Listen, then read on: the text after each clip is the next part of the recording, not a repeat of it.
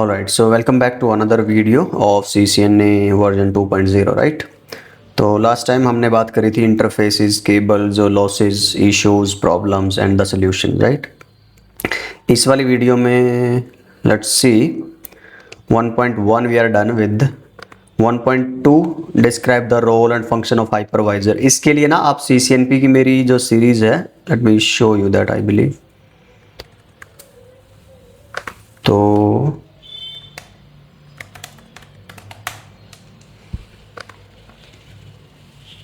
आपको प्लेलिस्ट में या कोर्सेज में एक मिल जाएगी,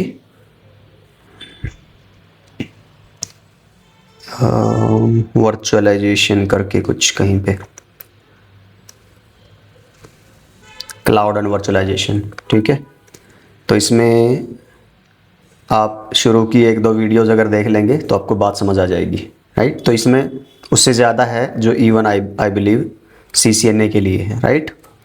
तो इसमें सिंपली क्या लिखा है आपको पता होना चाहिए। हाइपरवाइजर क्या है, बेयर मेटल, और आपके जो टाइप 1 टाइप 2 हैं, वर्चुअल मशीन क्या है, कैसे बनती हैं, कंटेनर क्या है, कंटेनराइजेशन और ये सब चीज़ें। तो इससे बहुत ज़्यादा मैंने वहाँ पे बता रखा है, शुरू की वीडियो देख लेना, अपना मोर देन इनफ है।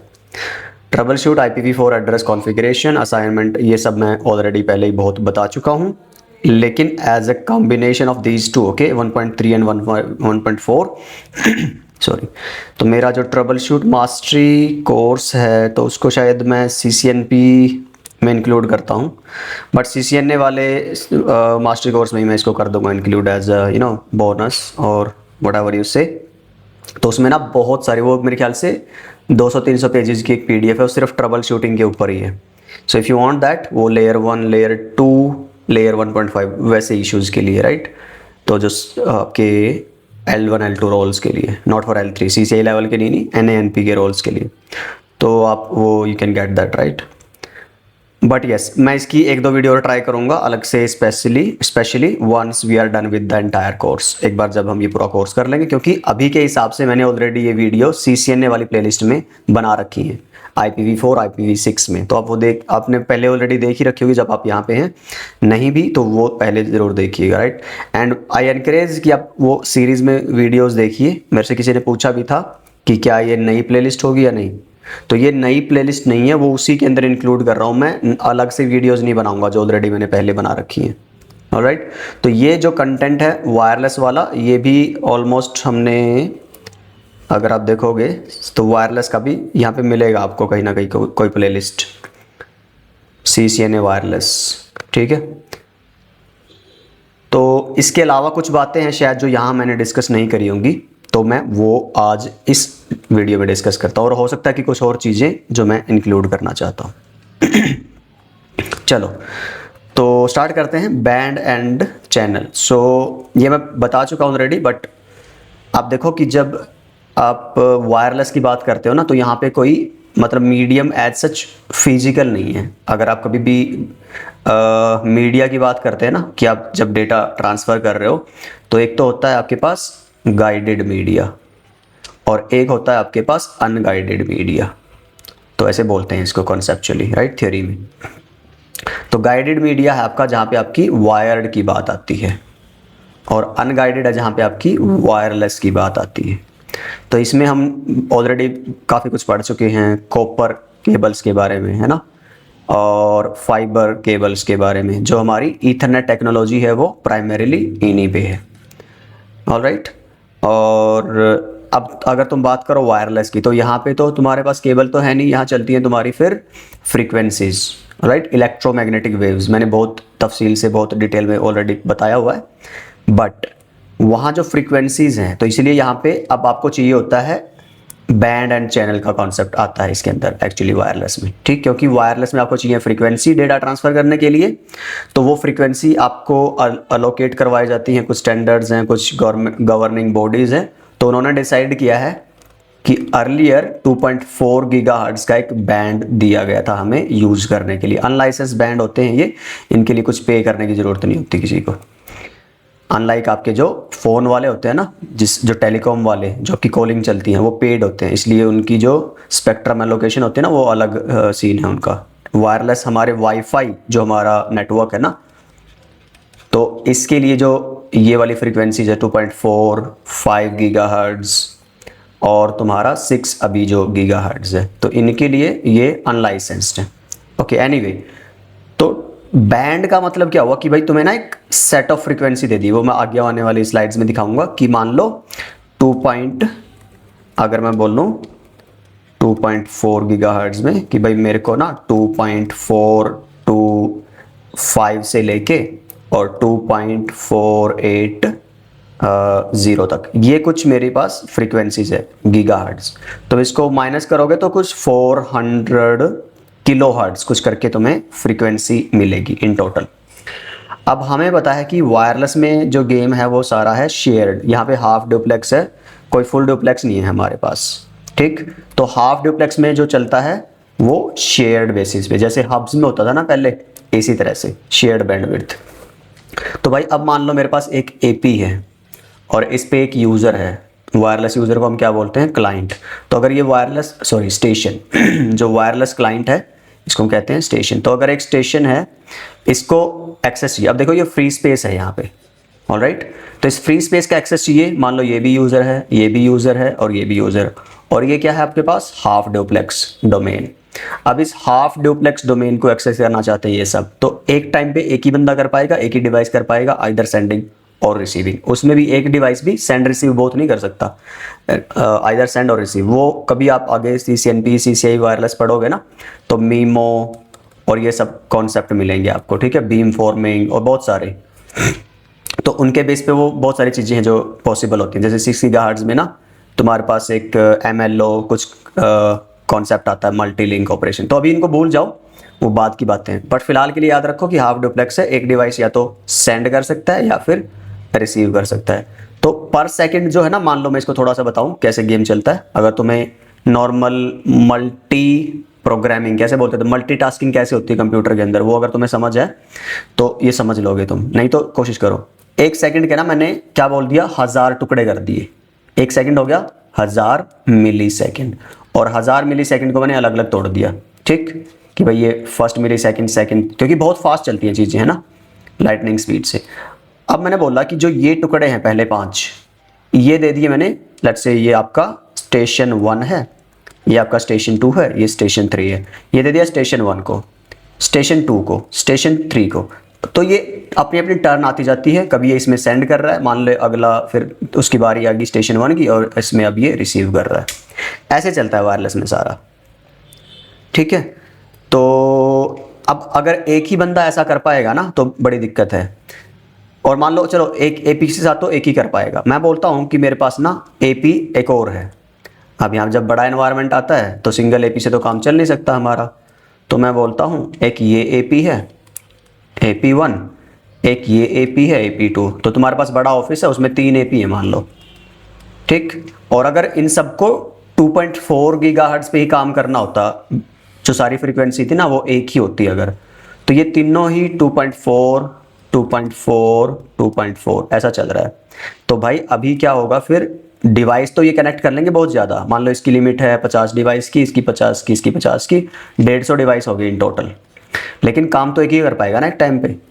तो इसलिए क्या किया इन लोगों ने कि भाई कॉन्सेप्ट ले लो आप, किसका, चैनल्स का, बैंड के अंदर चैनल्स, कि अब तुम क्या करो, इस 2.4 गीगाहर्ट्ज़ के अंदर भी बड़ी फ्रीक्वेंसी को छोटी छोटी फ्रीक्वेंसीज में तोड़ लो। तो इसलिए क्या बोल दिया कि जो 2.40 से 2.45 तक का जो गीगाहर्ट्ज़ है, जो फ्रीक्वेंसी है, वो हमने बोल दिया एक चैनल, फॉर एग्जांपल चैनल 1। ऐसे ही चैनल 2, चैनल 3, चैनल 4 ऐसे करके आपको 2.4 में ना 11 या 14 चैनल मिलते हैं। ये मैं क्यों कह रहा हूँ क्योंकि जो रेगुलेटरी बॉडीज़ हैं वो डिफरेंट टाइप ऑफ, जो डिफरेंट पार्ट ऑफ वर्ल्ड है, वहाँ की जो रूल्स एंड रेगुलेशंस है वहाँ की कंट्रीज़ की, गवर्नमेंट्स की, वो अलग अलग हैं। तो कहीं पे कोई कोई चैनल अवेलेबल होता है कहीं पे कोई नहीं होता है, इसको कंट्री रेगुलेशन बोला जाता है। तो ये तुम आगे जानोगे ये सारी चीज़ें जब एक्चुअली कभी काम करोगे। तो बेसिकली तुम्हें कुछ एक नंबर ऑफ चैनल मिलते हैं, नंबर ऑफ फ्रीक्वेंसी रेंजेस मिलती हैं उस पर्टिकुलर बैंड में, ऑलराइट। तो अलग अलग एपी को तुम अलग अलग अब चैनल पे रखते हो। तो तुमने बोल दिया AP1 को मैंने रख दिया चैनल 1 पे, इसको रख दिया चैनल 2 पे और इसको रख दिया चैनल 3 पे। अब क्या हो रहा है कि इसको अपना हाफ ड्यूप्लेक्स डोमेन मिल गया, इसको अपना हाफ ड्यूप्लेक्स डोमेन मिला और इसको अपना। अब ये तीनों सेपरेट हाफ ड्यूप्लेक्स डोमेन हो गए। यहाँ पे अब जो यूज़र रहेंगे मान लो ये वाले, तो अब ये कंपीट करेंगे इस एयर टाइम को, जो यहाँ पे एयर टाइम है। यहाँ के जो यूज़र होंगे हाफ ड्यूप्लेक्स वाले वो कंपीट करेंगे इस एयर टाइम को, और यहाँ के यूज़र करेंगे इस एयर टाइम को। ये फंडा होता है वायरलेस का, ठीक, ऐसे चलती हैं चीज़ें।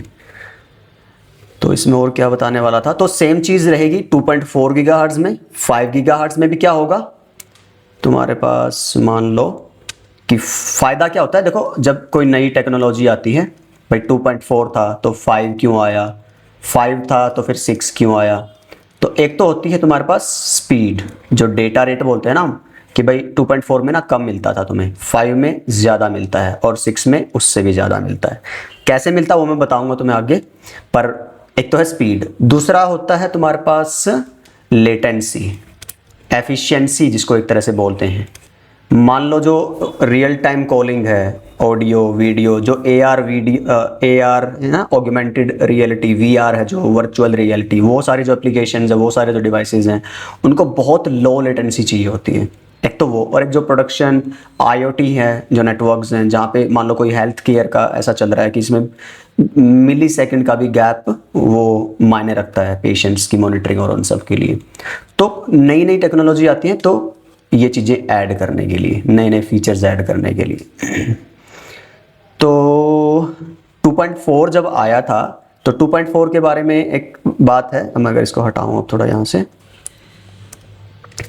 कि जो 2.4 गीगाहर्ट्ज़ था ये एक इंट्रोडक्शन टेक्नोलॉजी थी, एक तरह से इसने इंट्रोड्यूस करवाया था आपके वायरलेस को। तो जो होम नेटवर्किंग था, बेसिक सेटअप थे जो आपके इनिशियली, जब इसको ना वायर्ड के कंपैरिजन में माना भी नहीं जाता था, ठीक, जब तक कि 802.11 आपका वो कौन सा था जिसमें 54 जो 11 Mbps आया था, B था आई गेस, है ना। तो तब थोड़ा थोड़ा ये इसकी 11 Mbps स्पीड आई थी, और जो ईथरनेट थी उस टाइम पे वो भी 10 Mbps था। तो तब थोड़ा सा लोगों ने देखा कि हाँ यार ये दोनों ही बराबर ही दे रहे हैं। पर इसमें एक इशू होता है वायरलेस में, सिक्योरिटी का, तो इसलिए लोग इसको हिचकिचाते थे। पर फिर भी उसके बाद तो हाँ, एक और ये चीज़ थी, हमने लिखा था स्पीड, हमने लिखा था लेटेंसी, और एक और लिखा था हमने सिक्योरिटी। जब जब नई टेक्नोलॉजी आएगी इन तीनों में एनहांसमेंट होगा। तो जब 2.4 गीगाहर्ट्ज़ था ना, उसमें सिर्फ एक ही सिक्योरिटी थी इनिशियल में, वेब वायर्ड इक्विवेलेंट प्राइवेसी, और बहुत जल्दी 2-3 सालों में इसको हैकर्स ने क्रैक कर दिया था, तो ये नो लॉन्गर वायबल थी। तो इसकी वजह फिर 2.4 की जो नए वर्जन आए थे ना, 2.802.11G, है ना, ये सारे, तो उसमें WPA एक सिक्योरिटी आई थी। ये सारे मैं बता चुका हूँ ऑलरेडी अलग अलग, मैं बस जस्ट कंबाइन कर रहा हूँ ये इस वीडियो में। तो वायरलेस प्रोटेक्टेड एक्सेस, इसके ना अलग अलग वर्जन हैं, WPA1, WPA2 एंड 3। तो इनिशियली WPA1 लॉन्च हुआ था आई बिलीव जब G था, उसके बाद फिर ये यूज़ करते थे आई बिलीव TKIP। तो जो ऑथेंटिकेशन की मैकेनिज्म था ना, वो मैं बताऊंगा तुम्हें क्या फंडा होता है। फिर तुम्हारे इसमें ये सिक्योर नहीं है, तो फिर CCMP, GCMP वो आपकी इंक्रिप्शन टेक्निक्स लाएगी जो बहुत स्ट्रॉन्ग है, अनब्रेकेबल है। तो मैं इनके बारे में और बताऊंगा थोड़ा सा। इवन जो 6 गीगाहर्ट्ज़ है, अगर आप बात करोगे 6 गीगाहर्ट्ज़ में जो लोअर सिक्योरिटी लेवल है ना, WPA1 और 2, उस पर आप काम ही नहीं कर सकते। आप जो वाईफाई 6 और 7 है उसमें सिर्फ 6 giga this WPA3 he use कर सकते हो। मैं दिखाऊंगा आपको, but I hope you got the point. तो शुरू हमने यहाँ किया था, फिर हमने 5 गीगाहर्ट्ज़ पे हम आए। अच्छा, इसमें क्या था, तुम्हें मिलता है 2.4 गीगाहर्ट्ज़ के अंदर कवरेज मिलती है बहुत ज़्यादा, कि तुम 100 मीटर 150 मीटर तक भी अगर तुम्हारा डिवाइस चला जाता है तो उसका कनेक्शन ड्रॉप नहीं होगा, इंटरनेट बंद नहीं होगा। लेकिन इसमें स्पीड जो है ना वो मिलती है कम, ठीक, जो तुम्हारा 2.4 गीगाहर्ट्ज़ है। 5 गीगाहर्ट्ज़ में क्या मिलता है तुम्हें, कवरेज मिलती है कम लेकिन स्पीड मिलती है बहुत ज़्यादा। और 6 गीगाहर्ट्ज़ स्पेशली डिज़ाइंड है तुम्हारी जो रियल टाइम एप्लीकेशंस हैं, जैसे तुम्हारा AR VR है, तुम्हारा रियल टाइम कम्युनिकेशन है, है ना, वो सारी। और जो तुम्हारे IoT नेटवर्क्स हैं, स्पेशली जहाँ पे low latency and high performance, high speed बहुत ज़्यादा चाहिए होती है वहाँ के लिए। इवन बहुत सारे डिवाइसेस तो ऐसे हैं तुम्हें, if you know that they don't even support 6 gigahertz. तो अभी भी मेन स्ट्रीम, अभी CCNA में अगर आप देखोगे तो 2.4 और 5 ही है, but I am just saying कि ये भी है तुम्हारे पास। ओके तो कभी और शायद बात करें हम, ये वीडियो अदरवाइज बहुत लंबी हो जाएगी। थोड़ा सा बता देता हूँ कि तुम्हारे पास एक तो होता है 802.11 जो तुम्हारा वाईफाई का स्टैंडर्ड है, राइट। 802.3 ईथरनेट का है, तो ये वाईफाई का है। तो इसकी ना होती है तुम्हारे पास स्टैंडर्ड्स, जिसको तुम क्या बोलते हो, जनरेशंस। तो इनिशियली आया था .11, फिर .11a,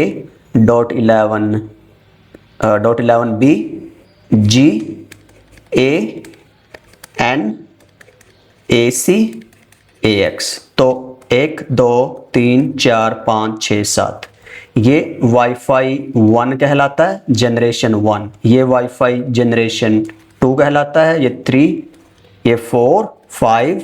तो अभी हम जो है वो वाईफाई 6 और 7 पे खेल रहे हैं, ठीक है। 7 फ्यूचर है, 6 अभी करंट नॉर्म है, ये थोड़ा ध्यान रखना। और फ़र्क क्या है मैंने बता दिया, बहुत सारी डिटेल्स भी हैं, बट बेसिकली आइडिया वही है, कवरेज का, स्पीड का, और जो लेटेंसी वगैरह की फंक्शंस हैं वो। तो अब कैसे बढ़ाते हो, जैसे ना अलग अलग टेक्नोलॉजी में क्या बदल जाएगा, एक तो मॉड्यूलेशन टेक्निक बदल जाएगी। मॉड्यूलेशन क्या होता है, थोड़ी बात करूंगा अभी रुक के, चलो कर ही लेते हैं। मॉड्यूलेशन होता है कि भाई तुम डेटा को कैसे पुट करते हो वायरलेस फ्रीक्वेंसी के ऊपर। मान लो ये फ़ोन है, ठीक है। अब इस फ़ोन का कोई डेटा तुम अब वायरलेस से भेज रहे हो इस राउटर तक, वाईफाई राउटर तक। तो ये तो एक फिजिकल डिवाइस है, ठीक। इस पे कोई फोटो पड़ी थी, उसको तुम कैसे वायरलेस फ्रीक्वेंसी के ऊपर इनकोड करोगे, उसको कैसे रखोगे, उसके ऊपर कैसे पुट करोगे इस तरीके से कि वो इस वायरलेस मीडियम में भेजी जा सके, ठीक। उस तरीके को बोलते हैं मॉड्यूलेशन। तो जितना बेहतर मॉड्यूलेशन होगा, मॉड्यूलेशन टेक्निक होंगी, उतना ही ज़्यादा डेटा आप डाल पाओगे अपनी कैरियर फ्रीक्वेंसी। कैरियर फ्रीक्वेंसी कौन सी होती है, जैसे मैंने तुम्हें बोला कि एक चैनल होता है हमारे पास, है ना, 2.4 से 2.40 से 2.45। तो ये जो 0.5 किलोहर्ट्ज़ की मेरी फ्रीक्वेंसी है ना इस चैनल की, चैनल 1 की फॉर एग्जांपल, ये है इसकी सिग्नल बैंडविड्थ। तो इस बैंडविड्थ के ऊपर आपका डेटा इनकोड करके, सुपरिम्पोज करके भेजा जाता है, ठीक। तो उस प्रोसेस को बोलते हैं हम क्या, मॉड्यूलेशन। जितनी बेहतर टेक्निक होगी उतना ज़्यादा डेटा तुम भेज पाओगे, उतनी तुम्हारी स्पीड अच्छी होगी। तो ये मॉड्यूलेशन डिमॉड्यूलेशन बहुत अलग बातें आ जाएंगी, but this is the point. तो यहाँ से मॉड्यूलेशन होता है, ये डीमॉड्यूलेट करेगा, फिर आगे भेजने के लिए फिर मॉड्यूलेट करेगा, वो अगला डिवाइस फिर डीमॉड्यूलेट करेगा, ऐसे प्रोसेस चलता है। तो अल्टीमेटली तुम्हारा डीमॉड्यूलेट होकर तुम्हें सिग्नल रिसीव हो जाता है। ऑलराइट, तो 2.4, 5 और 6, I hope I made that clear. तो ये देखो जी, यहाँ पे ये जो पॉइंट है बैंड एंड चैनल सिलेक्शन। तो बैंड का मैंने तुम्हें बहुत डिटेल से बता दिया है, तीनों बैंड के बारे में। अब चैनल सिलेक्शन की थोड़ी सी बात करते हैं। एक तो मैंने तुम्हें हिंट दे ही दिया चैनल सिलेक्शन के बारे में, कौन सा, कि अलग अलग जो APs हैं, AP1, AP2, AP3, तो एक को है चैनल 1 दे दिया, एक को चैनल 2, एक को चैनल 3। क्यों दिया है वो मैंने समझा दिया है, ताकि तीनों का अपना अलग अलग broadcast domain, half duplex domain रहे, तो एक दूसरे के अंदर उनकी कोलिजन्स ना जाए, ठीक, ऐसे स्पेस रहे। इसके अपने डिवाइस, इसके अपने डिवाइस और इसके अपने डिवाइस। अब इसमें भी ना एक और चीज़ समझने वाली होती है कि भाई ये चैनल सिलेक्शन की तरफ जब मैं जाऊं तो किस चीज़ का ख्याल रखूं। यहाँ आता है इंटरफेरेंस। जैसे कि अगर ये सारे AP एक ही चैनल पे काम कर रहे होते, चैनल 1 पे, राइट, तो 50 अलग अलग क्लाइंट ना होके 150 क्लाइंट हो जाते, तीनों AP के मिला के सेम चैनल के। तो एक बंदा ही एक टाइम पे सेंड कर सकता है या रिसीव कर सकता है, अगर दूसरा करने लगेगा उसी टाइम पे, राइट, 9:05 और जो मिली सेकेंड है, सेम टाइम पे दो बंदे सेंड रिसीव करने लगे तो होगा कोलिजन, टकराएगा डेटा, एरर आएगा और वो डेटा अनयूजेबल हो जाएगा, ना वो सेंड कर पाएगा कोई, ना कोई रिसीव कर पाएगा। तो इसके लिए तुम्हें अगर ध्यान हो तो तुम्हारा चलता था CSMA CD, किसके अंदर, जो वायर्ड टेक्नोलॉजी हैं। ओके, क्योंकि वायर्ड टेक्नोलॉजी में तुम कोलिजन को डिटेक्ट कर सकते हो, इसलिए उसको तुम डिटेक्शन टेक्निक से इंप्रूव करते हो। तो उसके अंदर क्या होता है, मान लो कोलिजन डिटेक्ट हुआ, थोड़ी देर के लिए सब लोग वेट करेंगे, जिसको बैक ऑफ टाइमर बोलते हैं, और उसके बाद फिर वो दोबारा एक रैंडम टाइम पीरियड के बाद स्टार्ट करते हैं। इस तरह से चलता है। वायरलेस में ना कोलिजन को डिटेक्ट करना इम्पॉसिबल है, तो यहाँ चलती है कोलिजन अवॉइडेंस टेक्नोलॉजी, CSMA-CA। तो इसलिए कभी तुम पाओ ये लिखा हुआ CSMA-CD, तो हमेशा याद रखना ये वायर्ड की टेक्नोलॉजी है हाफ डुप्लेक्स के लिए, जो कि आजकल तो गॉन है, अब तो जरूरत ही नहीं है क्योंकि स्विचेस हैं, फुल डुप्लेक्स चलता है वायर्ड में तो। बट वायरलेस में अभी भी हाफ ही है और फुल हो नहीं सकता, तो हम बाकी चीज़ें इंप्रूव करते हैं, ये डुप्लेक्स नहीं हम इंप्रूव कर सकते। तो इसमें चलता है CSMA-CA, जहाँ पे ये वर्ड आए ये हमेशा याद रखना, ये वायरलेस में कोलिजन को अवॉइड करने की टेक्निक है, ये वायर्ड में कोलिजन को डिटेक्ट करने की टेक्निक थी। तो ये चीज़ें ध्यान रखना है। ओके, चैनल सिलेक्शन के लिए अब किस बात का याद रखना है, बैंड एंड चैनल सिलेक्शन। देखो अब बात आती है तुम्हारी इंटरफेरेंस की, कि अब मैं बोलूँ कि भाई मैंने अब तुम अगर, चलो मैं तुम्हें एक चीज़ दिखाता हूँ, यहाँ पे आता है overlapping and non overlapping channel. तुम अगर यहाँ जाते हो 2.4 गीगाहर्ट्ज़ चैनल्स और इमेजेस में जाते हो, कोई भी एक इमेज उठा लो यहाँ से, जैसे ये वाली इमेज है,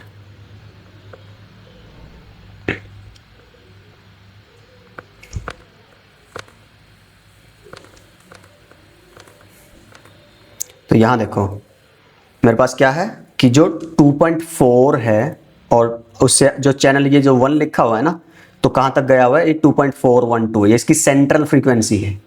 ठीक है, 2.4 से 2.425 समवेयर यहाँ पे। चैनल 2 कहाँ से, जो रेड में 2 लिखा है, ये 2.405 समवेयर यहाँ से शुरू हो गए। तुम देखो अगर जो चैनल 2 है, 3 है और 4 है और 5 है, ये सारे चैनल 1 की फ्रीक्वेंसी में मर्ज कर रहे हैं। 6 अलग है बिल्कुल, 11 अलग है। मैं थोड़ा सा आइडिया देता हूँ, ये देखो ऐसे चलता है।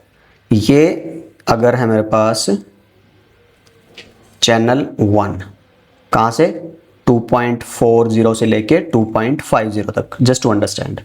फिर तुम्हारा चैनल 2 चला यहाँ से, ये चैनल 1 है, ये चैनल 2 है, तो ये चला 2.42 से 2.52 तक। ठीक, फिर चला तुम्हारा चैनल 3, 2.44 से लेके 2.54 तक। फिर चला तुम्हारा चैनल 4 और 5, तो ये था 2.46, 2.48, 2.56, 2.58। तो ये हैं तुम्हारे ओवरलैपिंग चैनल्स, इनको क्या बोलते हैं, ओवरलैपिंग चैनल्स।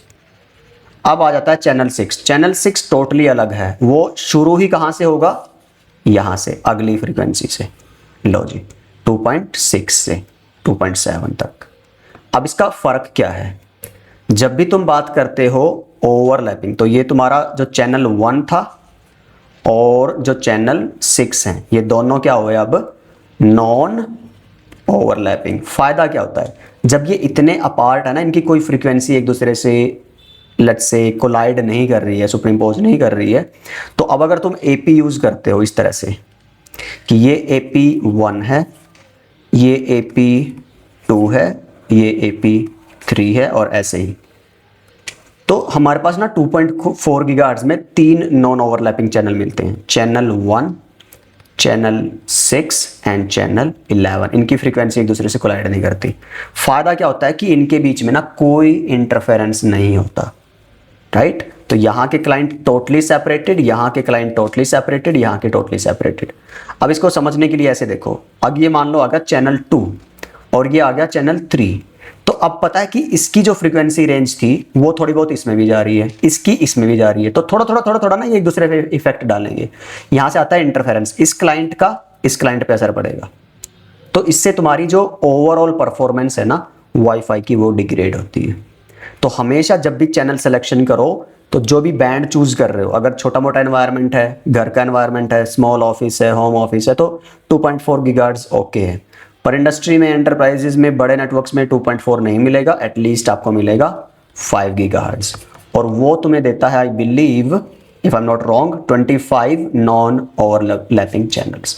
तो तुम देख सकते हो 25 एपी एक दूसरे के आसपास लगा सकते हो बिना किसी इंटरफेरेंस के, ठीक है। 6 गीगाहर्ट्ज में यही आपको आई बिलीव मिलते हैं 59 नॉन ओवरलैपिंग चैनल्स। तो बहुत जो बड़े बड़े एनवायरनमेंट्स है ना, स्टेडियम्स हैं, ऑडिटोरियम्स हैं, बड़े बड़े एंटरप्राइजेज हैं, वहां पे प्रेफर कर रहे हैं आजकल 6 गीगाहर्ट्ज, वाईफाई 6, वाईफाई 7, तो दोनों में ही 6 गीगाहर्ट्ज की सपोर्ट है, ठीक है। ये वाला फंडा होता है।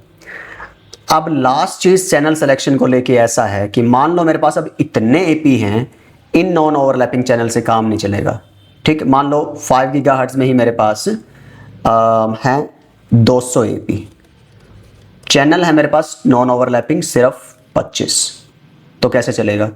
तो तुम क्या करते हो फिर ना, चैनल रीयूज करते हो एक स्मार्ट तरीके से। तो ये जो तुम्हारे पास एपीज हैं इस तरह से, तो मान लिया मैंने ना ये टोटल मिला के, अब ये 1 2 3 4 कर करा के ये 199 है और ये 200 है। तो तुम क्या करोगे, जो पहले 25 एपी थे तुम्हारे, है ना, उन पे डाल दोगे अपने, ये मान लो मैं जस्ट रैंडमली कह रहा हूँ, अलग अलग चैनल नंबर मिलेंगे भाई। चैनल 1 है नॉन ओवरलैपिंग, चैनल 2 है non overlapping, channel 3 up to channel 25। अब जो नंबर 26 है ना, तो वो तुम ओवरलैपिंग वाला मत यूज करो, दोबारा से चैनल 1 यूज कर लो।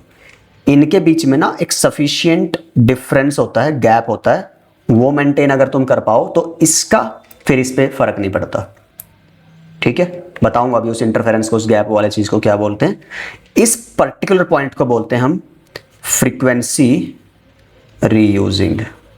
और इसी वजह से जो तुम्हारे ये टेलीकॉम वाले भी है ना, जो टावर्स वाले हैं, तो एक लिमिटेड स्पेक्ट्रम खरीदते हैं। मान लो इस तरह से उनके पास 100 टावर हैं एक एरिया में, और उनके पास फ्रीक्वेंसी सिर्फ 20 है, तो वो पहली फ्रीक्वेंसी यहाँ यूज करते हैं, दूसरी यहाँ, मान लो उन्होंने 20 फ्रीक्वेंसी 20 टावर्स पे यूज करी, और अगले पे वो दोबारा से पहली दूसरी, इस तरह से। तो ये फ्रीक्वेंसी रीयूजिंग का कॉन्सेप्ट आता है, यही तुम्हारा वाईफाई में भी चलता है, ठीक।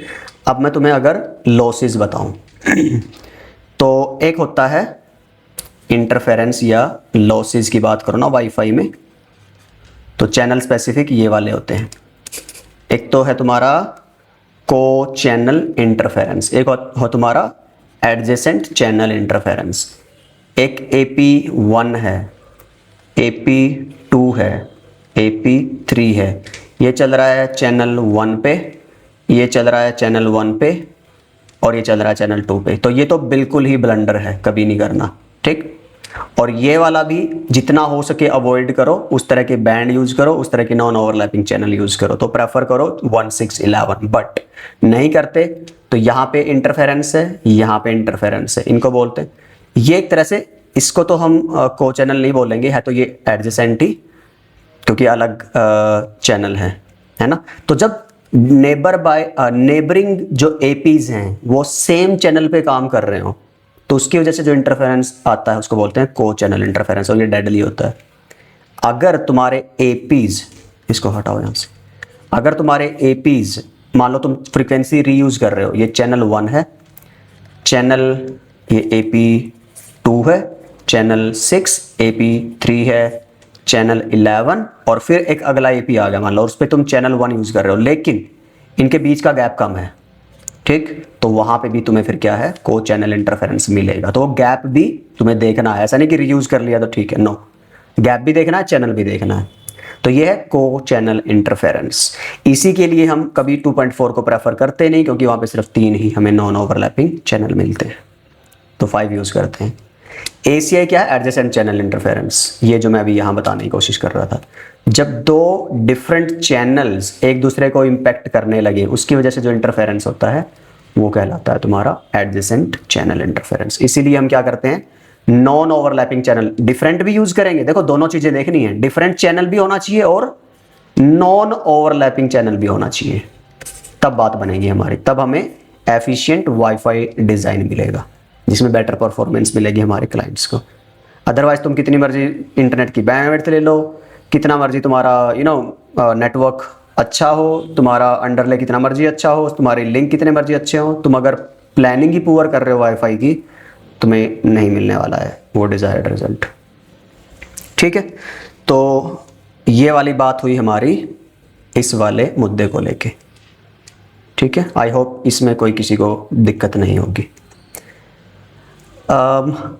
नेक्स्ट अगर हम अब बात करें आरएफ कैरेक्टरिस्टिक्स की, फिर सिक्योरिटी प्रोटोकॉल बचता है और कॉज ऑफ इंटरफेरेंस। इसका तो थोड़ा मैंने तुम्हें बता दिया, same channel you know that को चैनल इंटरफेरेंस और एडजेसेंट चैनल इंटरफेरेंस, कुछ और भी हैं यहाँ बातें करेंगे। चलो तो आगे बढ़ते हैं। Band and selection we already discussed. एक और चीज़ होती है चैनल बॉन्डिंग। तो चैनल बॉन्डिंग चलो कभी और बात करेंगे यार, अभी नहीं, बट थोड़ा सा बता देता हूँ। मान लो चैनल 1 चैनल 2 तुम मिला देते हो ना, तो इनको मिलाने से तुम्हें एक कंबाइंड, मान लो ये 20 मेगाहर्ट्ज थी, इसकी सिग्नल बैंडविड्थ इसकी 20 है, तो ये 40, तो इसमें ना ज़्यादा डेटा भेज पाओगे। ठीक, पर इससे क्या होगा, तुम्हारे पास चैनल कम हो जाएंगे, ये ध्यान रखना है। तो अगर तुम पहले 11 एपी लगा पा रहे थे अच्छे से, अब तुम अगर तुमने बाइंड कर दिया ना, आधे चैनल बचे 2-2 करके, तो 5 एपी लगा पाओगे। कभी बाद में बात करेंगे। इससे ना स्पीड बढ़ जाती है, लेकिन इसकी क्या बोलते हैं, कैपेसिटी कम हो जाती है वायरलेस नेटवर्क्स की। चैनल सिलेक्शन ये सब मैं बता चुका हूँ, देख लेना, ये ऑलरेडी हम पहले वाली वीडियोस में भी डिस्कस कर चुके हैं। और भी बहुत सारी टेक्नोलॉजीज होती हैं, कुछ मैंने मेंशन करी हैं, पढ़ना यहाँ पे, अदरवाइज हम कभी बात करेंगे डिटेल में कि भाई जो एक डिवाइस है, मान लो तुम्हारा फ़ोन है ना, वो सिर्फ 2.4 पे ही नहीं होता, 2.4 भी है तुम्हारे फ़ोन में, 5 गीगाहर्ट्ज़ भी है। तो अगर एक उसको एपी मिला 2.4 का, एक 5 का, तो वो जो भी बेस्ट परफॉर्मिंग है उन पे चला जाएगा। देखेगा किस पे लोड कम है, किससे मेरे को सिग्नल की स्ट्रेंथ मिल रही है अच्छी, वो सारे डिसाइड करता है। एपी भी ऐसे आते हैं जिनमें कई कई बैंड होते हैं, मान लो 2.4 का अलग है, 5 का अलग है, 5 के 2 हैं। ठीक, तो वो डिपेंडिंग अपॉन क्राउड डेंसिटी 2.4 पे, 2.4 से 5 पे शिफ्ट कर जाएंगे। अगर कम होती है तुम्हारी, मान लो यूज़र स्ट्रेंथ, यूज़र कम आ गए भाई, अब पीक नहीं है, तो अब तुम्हारे वो जो अलग अलग एंटीनाज थे, जो रेडियोस थे उस एपी के, वो अब डेटा सर्व ना करके किसी और मोड में चले जाएंगे, जैसे मॉनिटर मोड में, है ना, स्नीफर मोड में। तो वो सब चीज़ें अलग हैं, और आई गेस मैंने तुम्हें पहले बताई ऑलरेडी पहले वाली प्लेलिस्ट में, but I am just giving you heads up. जब आप एडवांस वायरलेस कोर्सेज की तरफ जाओगे तो ये सारी चीज़ें, जैसे मीमो का बताया था मैंने तुम्हें ना, तो ये सारी चीज़ें आगे आएंगी तुम्हारे। और अभी के लिए इतना टेंशन नहीं लोगे तो कोई दिक्कत नहीं है। ये मैं तुम्हें बता चुका हूँ, ये बता चुका हूँ, ये हम ऑलरेडी डिस्कस कर चुके हैं। सिग्नल बैंडविड्थ शायद मैंने नहीं बताया था, वो मैंने आज कवर किया है। साइकिल क्या है, फ्रीक्वेंसी क्या है, वेवलेंथ क्या है, एम्पलीट्यूड फेज, ये we are already done with that. Signal propagation behaviour, अच्छा यहाँ पे देखो, जब तुम्हारा, मैंने वो स्लाइड ऐड नहीं करी यहाँ पे, ओके शायद होगा कहीं ना कहीं, ये मैं बता चुका हूँ। वेब WPA, WPA2, WPA3, तो इसको थोड़ा होल्ड करूँ मैं लगाई थी यार कहीं पे, हाँ ये वाली। तो ये आरएफ बिहेवियर है जब तुम्हारा मीडियम में जाती है क्लाइंट, लेट्स से सोर्स से, और तुम्हारे मान लो मोबाइल से और तुम्हारे ईपी तक या वाईफाई राउटर तक, तो बीच में क्या है, फ्री स्पेस है। वहाँ पे बहुत सारे ऑब्स्टेकल्स भी हैं, दीवार हैं, कांच है, खिड़कियाँ हैं, कोई पानी का सोर्स, कोई करंट का, बिजली का, है ना, कोई बहुत हैवी मेटल, कंक्रीट, कुछ भी हो सकता है। बाहर हो अगर तो पेड़ पौधे हैं, मौसम कैसा है, बारिश है, फोग है, हवा चल रही है, आंधी चल रही है, बहुत सारी चीज़ें रास्ते में आती है, क्योंकि वायरलेस है, मीडियम ओपन है। तो एक होता है रिफ्लेक्शन, एब्जॉर्प्शन, रिफ्रैक्शन, स्कैटरिंग और डिफ्रैक्शन, राइट। होता क्या है रिफ्लेक्शन में, जब तुम्हारी वेव पड़ती है यहाँ पे, जो तुम्हारा डेटा वेव थी, EM वेव थी, वो उसी मीडियम में वापस चली जाए, ठीक, तो वो होता है रिफ्लेक्शन।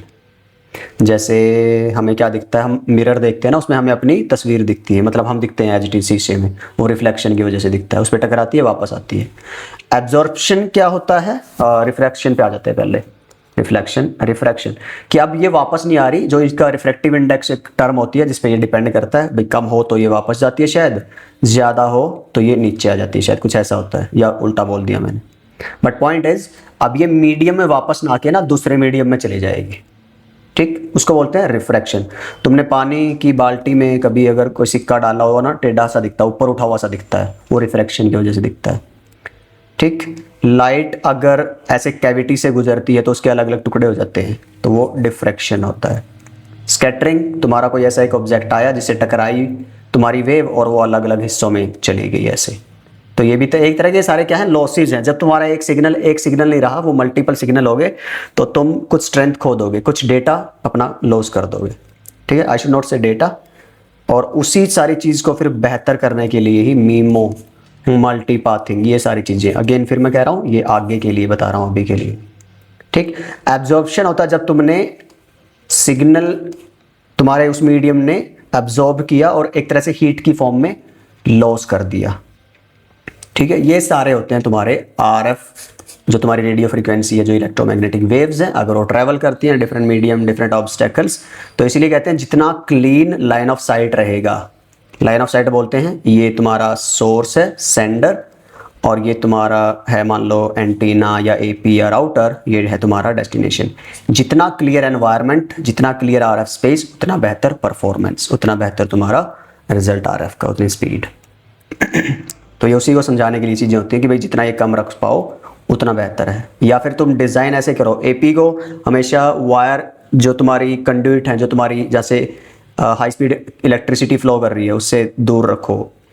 एपी को कहीं ऐसी मत लगाओ जहाँ पे वो कवर हो रहा हो। ठीक है, उसका जो आधा प्रोपेगेशन है वेव्स का, वो वैसे ही डिस्टर्ब हो जाएगा। तो ये सारी चीज़ें इसके लिए होती हैं। अच्छा, अब अगर मैं वापस चलता हूँ हमारे कैरेक्टरिस्टिक्स में, आई होप अब आपको ये रिफ्रैक्शन और ये सब चीज़ें क्लियर हो गई होंगी। सिक्योरिटी मैं ऑलरेडी बता चुका हूँ। अब इंटरफेरेंस देख लो भाई, एक तो मैंने बता दिया जो वाईफाई तुम्हारे इंटरफेरेंस हैं, है ना, कि को चैनल और एडजेसेंट। अब होता है नॉन वाईफाई इंटरफेरेंस, कि भाई जब तुम्हारा जो मान लो अब एपी है, जो वाईफाई है ना, वो चलता है तुम्हारा इस 2.4 गीगाहर्ट्ज़ पे, पर 2.4 गीगाहर्ट्ज़ पे सिर्फ वाईफाई ही अकेली टेक्नोलॉजी नहीं चलती, और भी चलती हैं। जैसे ब्लूटूथ डिवाइसेस भी 2.4 की फ्रीक्वेंसी पे चलते हैं, ओवन्स भी इसी पे चलते हैं।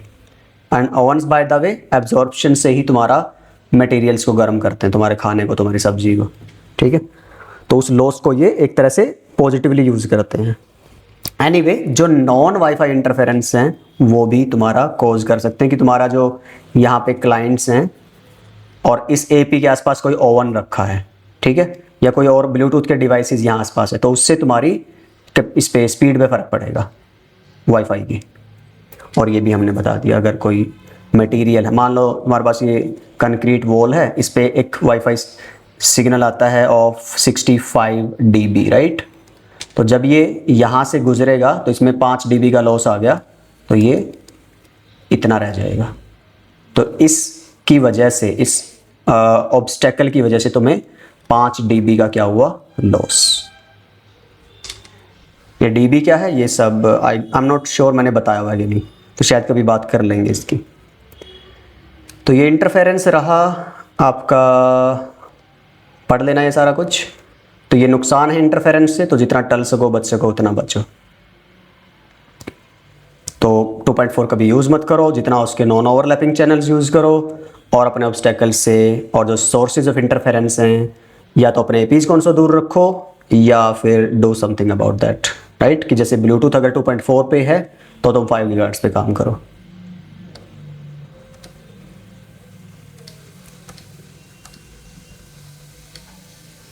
That's it I think. तो कुछ और है जो मुझे बताना है? हाँ, एक और चीज़ है, अगर तुम ये कैरेक्टरिस्टिक समझना चाहते हो ना वाईफाई की, तो एक साइट है ये, तो यहाँ पे बहुत अच्छे से तुम देख पाओगे। एम्पलीट्यूड किसको बोलते हैं देखो, ठीक है, वेवलेंथ किसको बोलते हैं। जैसे मैंने बोला भाई तुम ये वेवलेंथ बढ़ा दोगे ना तो फ्रीक्वेंसी कम हो जाएगी, ये मैं ऑलरेडी बात कर चुका हूँ पिछली वीडियोज़ में। वेवलेंथ कम करोगे तो फ्रीक्वेंसी बढ़ जाती है, ये देखो, ठीक। एम्पलीट्यूड मीन्स तुम्हारी स्ट्रेंथ, ये देखो सिग्नल की। तो यहाँ से ना काफ़ी सारी चीज़ें हैं, तुम कर सकते हो experiment. Alright then, I think that's it for this video. और अगली वीडियो में हम बात करेंगे, ये सब कुछ मैं ऑलरेडी पहले बता चुका हूँ, बट अगेन जैसे कि मैंने कहा, ये वाला पार्ट ये वाला पार्ट, ये सब ट्रबल शूट वाली PDF में है, तो you can get that. And also let me see कि मैं ट्रबल शूटिंग के ऊपर, जैसे मैंने बोला, ये सब कोर्स कंप्लीट करके 2.0 वाला मैं स्पेशल फिर उसको और आगे उस पर वीडियोज़ बनाऊँगा, तो उसमें ये हम सब कवर करेंगे। एडवांस वाला पार्ट, बेसिक वाला part as I said already मैं कर चुका हूँ, और जो CCNA वाला है वो मैं उसकी वीडियोस बनाऊंगा साथ के साथ, ठीक है। तो नेक्स्ट वीडियो में हम बात करेंगे कहाँ से, तो जो भी मेरा नया पार्ट है जो मैंने ऑलरेडी कवर नहीं कर रखा, जैसे ये सब ऑलरेडी हम आई थिंक ये बात कर चुके हैं ना। तो लेयर 3 मैं चेक करूँगा, मैंने पहले लेयर 3 इधर चैनल बता रखा है कि नहीं बता रखा है, तो वेल एंड गुड है, नहीं तो मैं लेयर 3 की हम बात करेंगे। और SVIs क्या हैं ये भी मैं अगर तुम देखो ना, SVI का अच्छे से अगर तुम्हें समझना है तो चैनल पे एक वीडियो पड़ी है, कहाँ पे, कहीं ना एक वीडियो मिलेगी तुम्हें, वो बहुत बेहतरीन पर्सपेक्टिव देने के लिए। कोई प्रोजेक्ट्स वाली कहीं पे ना एक प्लेलिस्ट मिलेगी, नेटवर्किंग प्रोजेक्ट्स कुछ करके, लेट मी चेक। तो उसमें तो तुम्हें जो लेयर 3 वाली स्विचिंग है ना, वो सारी बहुत अच्छे से बताई हुई है, वो सारी समझ जाओगे तुम, तो मुझे अलग अलग वीडियोस बनाने की ज़रूरत नहीं पड़ेगी। ये देखो नेटवर्किंग प्रोजेक्ट्स, और इसमें नॉट दिस वन, या ये जो सेकंड वीडियो है ना, how to design and configure a campus area network, तो ये बहुत गोल्डन एक वीडियो है, इसको देखना तुम। इसमें बहुत सारी चीज़ें तुम्हें जो यहाँ पे है ना ये मिल जाएंगी, सब कुछ जो बचा हुआ है। बट अगेन एक छोटी मोटी वीडियो में कोई एक शॉर्ट इंट्रोडक्शन लेवल की बना दूंगा, बट आई थिंक वो ऑलरेडी हम डन है जब हमने पुराना CCNA पढ़ा था। तो let's see what the next video will be about. तो मे बी अगली वीडियो में मैं बात करूँ जो पैकेट कैप्चर्स हैं इन द वायरशार्क, कि पैकेट कैप्चर कैसे करते हैं वायरशार्क में, उसको रीड कैसे करते हैं, और उसके बेस पे ट्रबल शूटिंग कैसे करते हैं, तो शायद उस पर मैं अगली वीडियो बनाऊंगा। Alright then, so that's it for this video. Thank you so much for being with me, learning with me, and yes, till next time, सीखते रहिए, सिखाते रहिए और मस्त रहिए। Bye bye.